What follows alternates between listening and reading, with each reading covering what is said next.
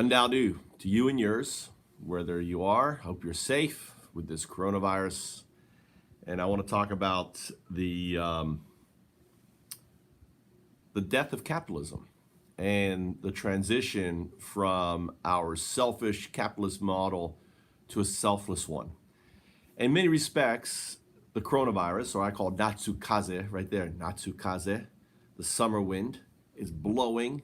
It is bringing this change because it's going to cause us to rethink our priorities. We need to have, a universal medical system. Whether it's a universal Medicare system or something that covers all of Americans. Our health, our well-being has to be a natural right, an endemic right for all Americans, all people in the world. We're the only country that doesn't have, in a way, a socialized medical system. Japan, Canada, England, France, Germany, all of the other countries has one except for us. Why? Because of greed.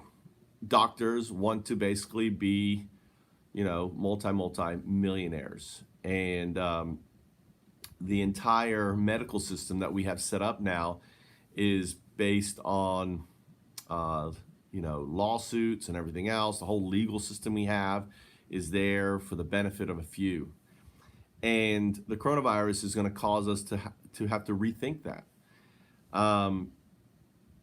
The idea that we have to work for our house and everything is also dumb. If you think about it, we have a sun and we have the technology to access the power of the sun. We can all, spend. Think of it like a bailout, an energy bailout, and give every house in America free power simply by putting solar and wind and renewables. We could bail out our entire energy system in the States. We could get everyone free cars, give everyone a Tesla, right? Everyone could be driving an electric car. Why not? Think of the savings if we start transporting and providing everyone with free energy, free cars, and give everyone a UBI, universal basic income, that actually would fuel the economy and buying stuff and other stuff. And everyone would have a certain amount, right? Whether it's, $1,500 per adult, and that would be enough. So you have a house, you have a vehicle, and you have a basic income. Now, how does that make things worse? Why is that such a bad idea? Especially when you have companies like Google and Apple and Microsoft, all these big trillion-dollar companies now in valuation, paying for this transition. It's a natural thing, and we can have a society which we don't have, ailments. Because we all have the medical care, we all have a basic universal income and a lifestyle, and provide everyone with, with treating them all as equal, as human. What's so wrong with that idea? We have this technology now, we have this ability now, we have all of this, and yet we don't do it. Because of this selfish idea that they're the haves and the have-nots, this selfish idea that some people, because they spend more time, working, are worth more versus another person who, because of an ailment or situation or a mental deficiency, they're lesser, all right? Because a lot of your success and everything has to do with who you are. Are you a white guy? Do you live in Silicon Valley? Did you get yourself an education? Why were you able to get that education? All these different things impact who you are, your society, your genetics, your experiences, all these different things.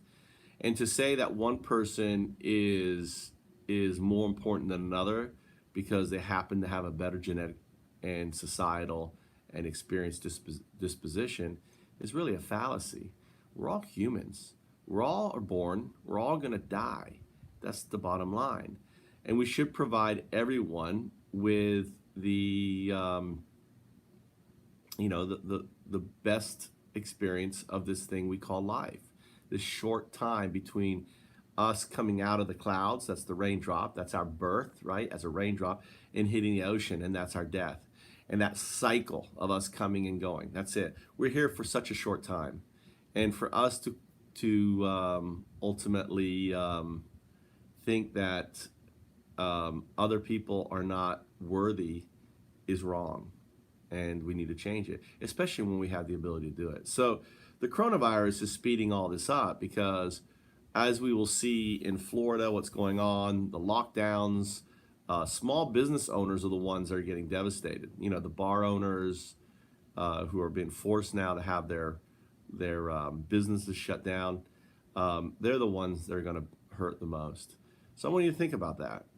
Think about how we could have, instead of capitalism, social beneficial capitalism, a term that I coined in 2019, social beneficial capitalism, to bring back a change where, as a society, we empower everyone and not just a few.